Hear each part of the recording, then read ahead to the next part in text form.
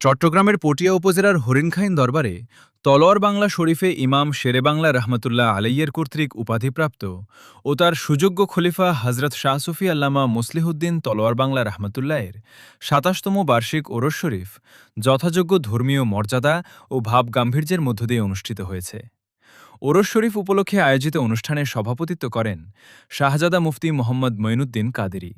এ উপলক্ষে খতমে কুরআন, খতমে গাউসিয়া, মিলাদ মাহফিল, সালাত ও সালাম অনুষ্ঠিত হয়।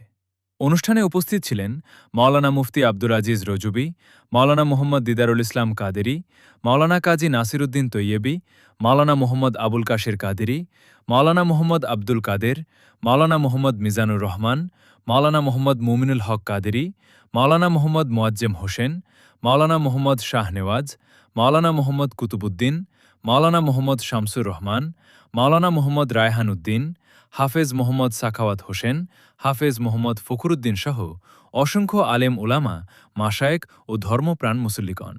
শেষে মিলাদ, কিয়াম, দেশ, জাতি ও মুসলিম উম্মার শান্তি, কল্যাণ এবং সমৃদ্ধি কামনায় বিশেষ দোয়া ও মোনাজাত পরিচালনা করা হয়।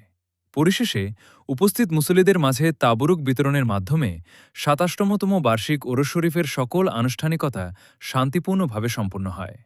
News desk, CTG TV, Chittagong. CTG TV 24